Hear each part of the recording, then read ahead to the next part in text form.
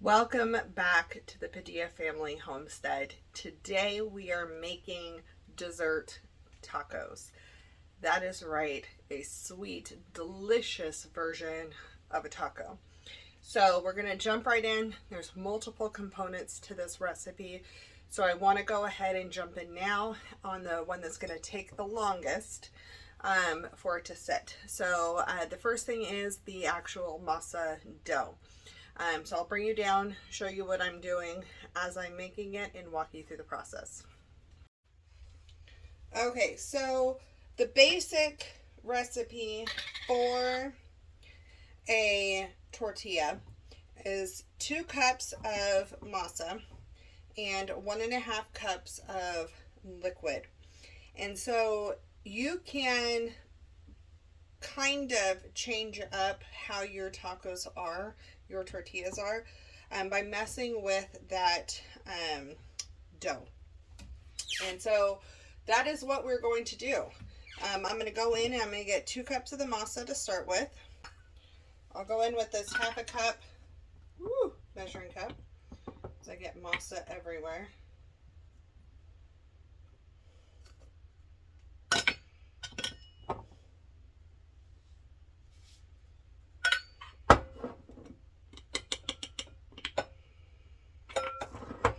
Probably should have done a slightly smaller measuring cup.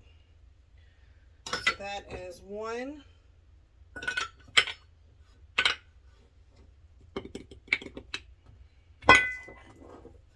One and a half.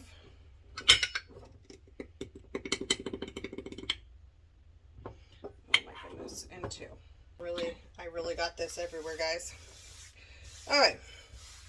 So then from there, you're going to take, and instead of water, we're going to use apple cider. This is the apple cider I was able to get my hands on. And so this is what I grabbed. You can use fresh apple cider from an apple place. We go to Apple Hill and get fresh apple cider up there. It's a little bit thicker and has amazing flavor, whichever way you want to go with it. I have done it with instant. I don't like it as much. I think this is good. Adds good flavor. So 1.5 cups of the apple cider to the 2 cups masa. You can do this in your KitchenAid mixer if you want to. However, I only have 1 bowl and I need it for another step in here, and I don't feel like washing it in between. So I'm going to just mix this with that spatula, and oh boy, does it smell appley.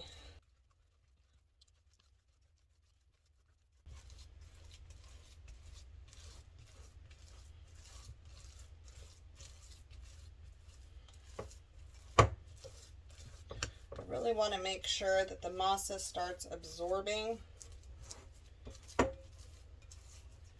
that apple cider. I feel like I'm slightly less than I should be.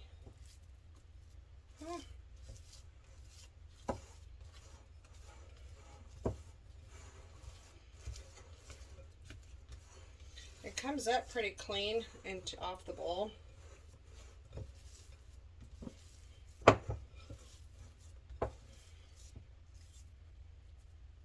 It is. It's just a little bit, it needs a little bit more masa, not a ton. I think I flicked too much out when I did it one of those times.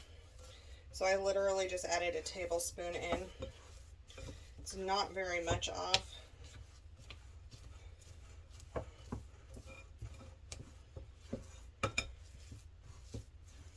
I'm going to take it with my hand the rest of the way. And just get this masa mixed in that's on the bottom now.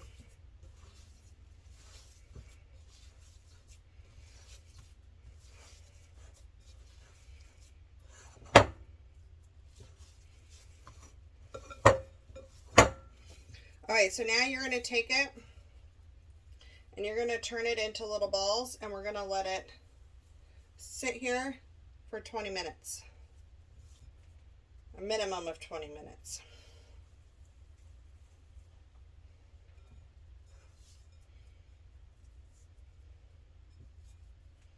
So we're going to get all these rolled up, And then we're going to cover it with a wet cloth, damp cloth. Okay, so I want to explain right here kind of what I did wrong and what you're looking for in the consistency here. And I went ahead and I continued to show this, and I didn't re-record it because I think it's important for you to understand how to fix it and how to do it correctly and what you're looking for. This is an easy mistake that I have made in the past with the few years that I have been making homemade tortillas. And so I knew what I needed to do to fix it, but you may not have if it's your first time. So basically the consistency of this dough is closer to cookie dough consistency, and it needs to be a little bit drier than that. You don't want it super dry, otherwise your tortillas are going to crack when you roll them out. But if they're too moist, they're going to stick, which is what you will see coming up here in a minute. So at this point, while I'm rolling them, I'm second guessing myself, and I should have just added a little bit more masa, but I didn't. And so at this point, what I should have done is let them sit without a wet cloth on the top of it if I wanted them to dry out just a little bit more. And so this all happened because when I was taking the masa out of the jar, it kept flinging out because that measuring cup was too big, and I should have just stopped and gotten a different measuring cup and made sure my measurements were accurate. Anytime I have it right on the 2 cups of masa to 1.5 cups liquid, it's fine. But when I mess with that, the consistency does get off. It still tastes good, but it's much harder to flatten out a tortilla with incorrect consistency. So we're going to get back into the video and move on to some of the next steps.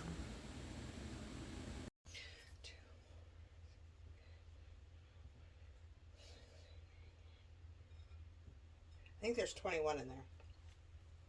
I probably could have gotten 24, but I didn't make them all small enough. Okay, so now we're going to cover it with a damp cloth, let it sit for 20 minutes, and we'll be back with this project. So our next project is going to be working on the filling for this, and I'm just going to take some frozen peaches. Now, it's just my husband and I eating these tonight, so I will save some of these balls. Once they're done, I'll go ahead and freeze them and take them out on another date when we want them. So I'm not going to make a whole batch of the filling, but it's going to be, a lot of this is going to be determined on how you want to do it. I'm going to give you the basic gist, and then you go from there. I don't mind having a little bit extra to put on top of my yogurt in the morning or something like that. I'll make some, but this is an exact amount for that amount of tortillas. Alright, so we're putting some peaches. They're frozen peaches. These are from last year. I'm going to go ahead and I'm going to start that on a medium-low heat. And I'm going to go pop this back in the freezer so these don't defrost anymore. Okay, so what I'm going to add to the peaches is some sucanat. This is dehydrated sugar cane. You can see the texture is different than brown sugar. If you don't have this, you can use brown sugar in place of it, or sugar with molasses. That's 2 tablespoons. I'm probably going to do 3 tablespoons worth of sucanat.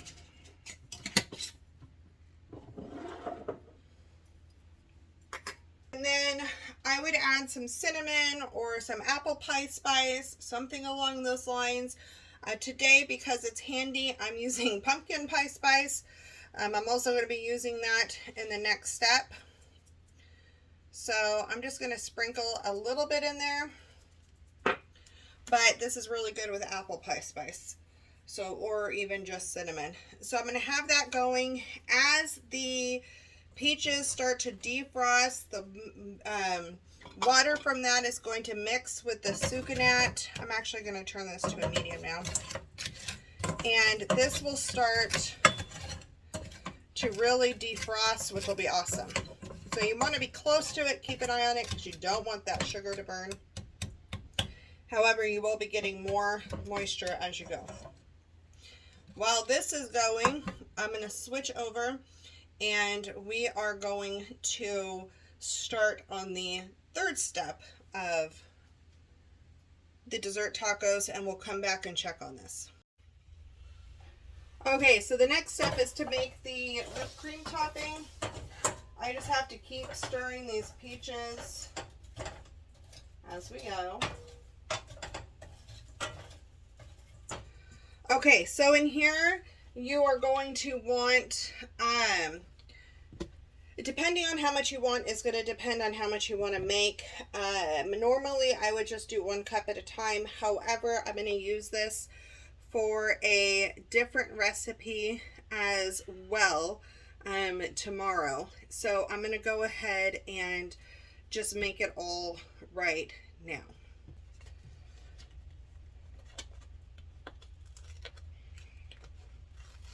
So I'm going to put in a pint of, I'll just go ahead and lift this up.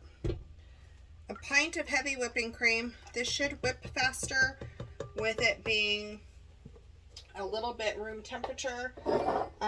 However, if you put it in cold, it'll do it. It just might take another minute or two. I'm going to add in 3 tablespoons. Well, actually for that amount, I'm going to do 4 tablespoons of powdered sugar. I usually do 2 tablespoons of powdered sugar per cup of heavy whipping cream.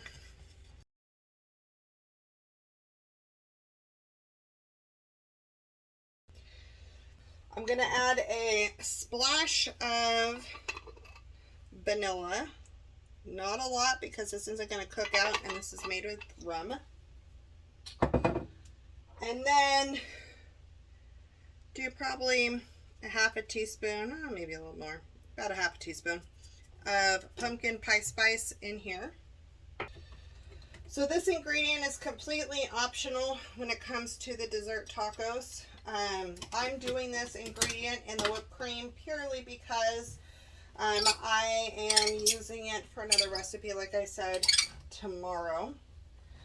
But if you were just doing these dessert tacos, what we have in there right now would be totally fine. You can switch out that pumpkin pie spice for apple pie spice. You just look at the ingredients. You decide what's going to hit whatever fruit you're using.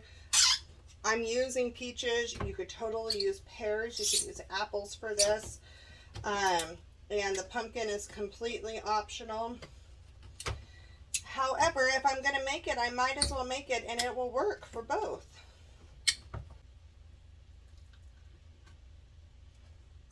Okay.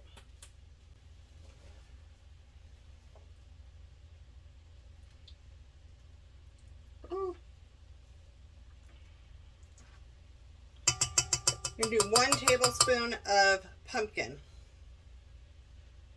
into there. And then we're going to take that, lock the lid down, and turn it on to a, let's see, that's stir 2 and 4. Okay, so I let it mix at speed 4 for almost 2 minutes. And I decide as it starts to thicken up that I need to scrape down the edges. That way the pumpkin and stuff that's on those edges actually mixes in and I don't have any weird pumpkin textures as it's going. Once I restart it, it mixes for probably about another minute, minute and a half, and you'll see that it starts to leave the line. It's holding its texture more, which is what we want. Okay, so you can see now how the lines have stayed. It's a better texture.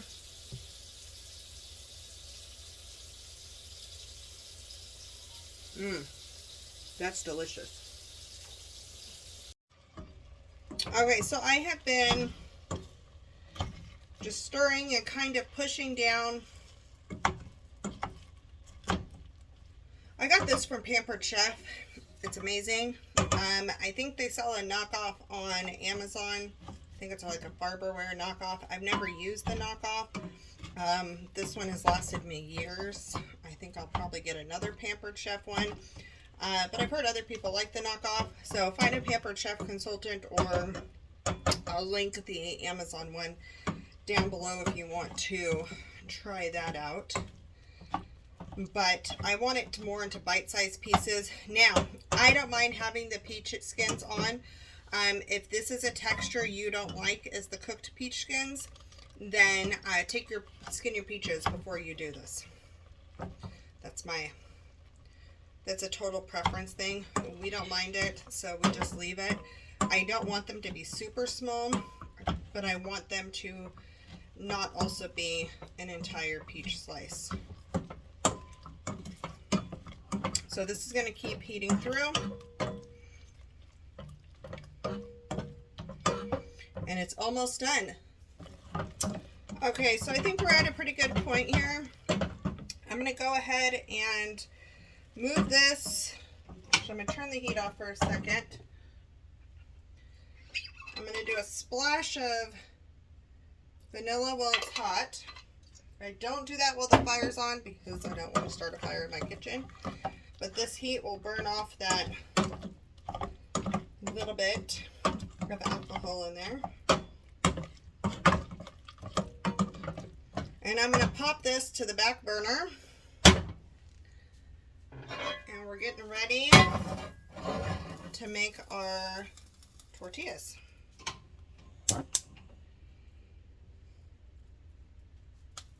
Okay, so I have this tortilla press. And I have our tortilla balls. They still feel a little too moist to me, but we'll see how they do. So, the pan is on. I need to add some coconut oil to it. So I would normally use avocado oil for this. However, I'm out. I'm waiting for my Azure standard haul. It'll be here in a week and a half, so I'm makeshifting. It's either coconut oil or butter. And I am doing coconut oil this time. So I'll let that melt on there, and then we'll get set up for our tortillas. Now, if you've never pressed tortillas, if you try to press straight on here, your tortillas are going to stick and it's going to be a nightmare. So what I do is I take a quart freezer size bag down. This is a new texture on the bottom though. I'm not quite sure what's up with that, so hopefully that doesn't leave a weird texture. But this is what I do. I cut off the top where the Ziploc is. You could totally wash this and reuse it. And then I'm going to slip down the edge.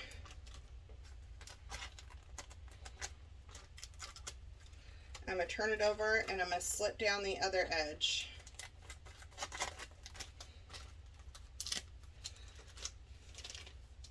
And that's going to leave me this back end connected.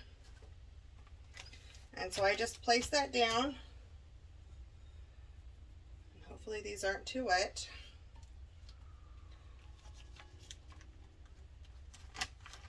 And you want to put it kind of in the middle, otherwise you'll fold it weird. Press it down.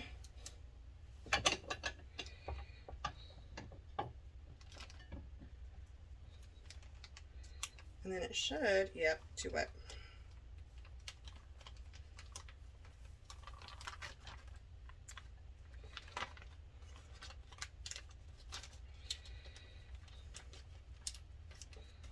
So I'm not going to press them as thin because it's that wet.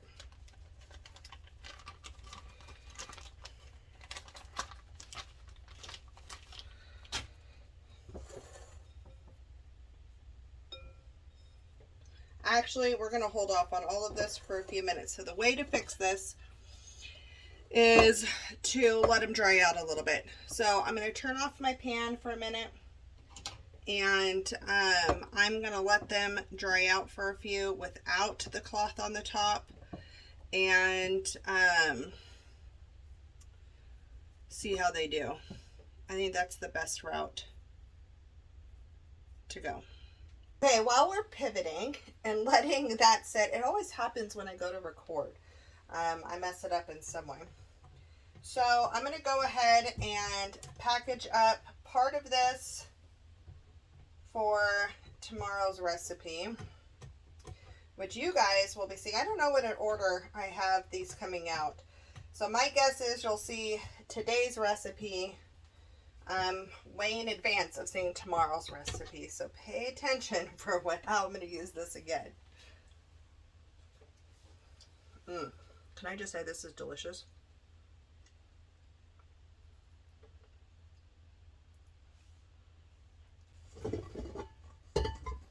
All right. So I'm going to take this because it's already starting to get softer. I want to get it in the fridge. And I'm just scooping it out and putting it in a glass container. And I'll store this in the fridge for the next recipe.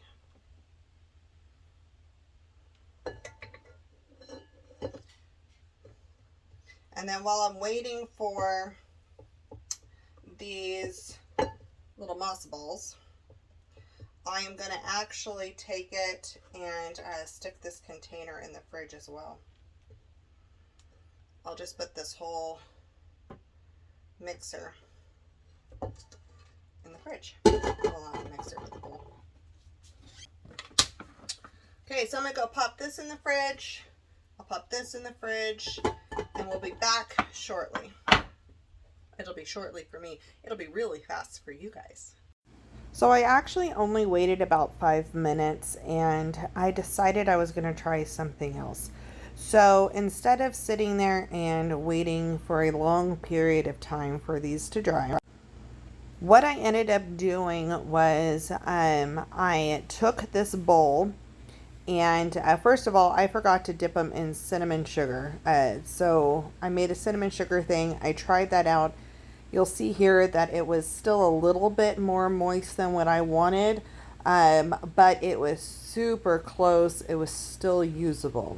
So once I remembered that cinnamon sugar and saw that that worked, I decided that I was going to take the matzo balls and I was going to put them out on a plate on my island underneath the ceiling fan that's going. This allowed them to just let the outsides dry up just enough pretty quickly for me to be able to use them, which was game changer. The sugar that I'm using here is vanilla sugar, and I just have it mixed in with some cinnamon. This ratio can be whatever you want. The other thing, if you notice, as I'm pressing down this tortilla, I am not putting all my weight into it like I did the very first one. I'm not pushing them as thin. I'm leaving it thicker, and it is working out great. So I'm just going to keep busting through, cooking these tortillas up. I cook them at a medium heat for probably about 2 minutes, a minute to 2 minutes on each side. It really depends on how hot your pan is and how high your stove heat goes and all of that. So you just want to watch it. It'll change color a little bit. A little bit of browning's fine with that coconut oil. It tasted really good. You don't want them super crisp though. You just want them soft enough to be able to use. So I cooked up about 5 or 6 of these. I think 6. I plated up 5. And I'm going to show you in the next clip how I put them together. The rest of these balls I just stuck in a freezer bag and I popped them in the freezer. And I will take them out the morning of the day that I want to use them. So for plating them, I'm just taking the tortillas. I kind of put them up next to each other to give a little form. I put that little bit of the peaches into each tortilla shell, and then I top with that pumpkin spice whipped cream, and it is delicious, and I think it looks great. It's a super fun fall festive dessert taco. And then you can sprinkle with just a touch of cinnamon to finish off your presentation. Okay.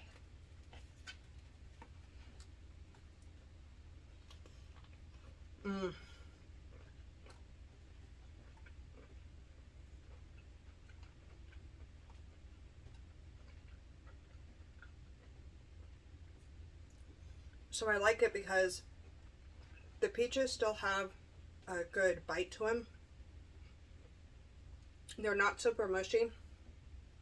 This tortilla is a little overcooked. It's got some really dark ends on the end, so it's a little tougher than the other ones, but the flavor of that whipped cream, even though I did pumpkin spice with it, is amazing with the peaches. Okay, so I grabbed the hubby to do a taste test, because this is actually our dessert tonight. There you go, grab it. It is. What is this? It's a dessert taco.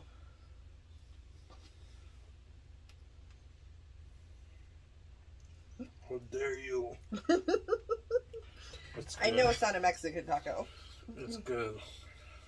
So the pumpkin works with the peaches. Try it, you guys. Do something different with your tacos. It's more like crepes. It kind of does, but it's made with masa. Yeah, it's weird. I just put the apple cider in it. You're gonna it's gonna finish it. So try it. It's definitely delicious. It's worth trying something different. It'll be something fun for the kids on a Taco Tuesday. We'll see you on the next video.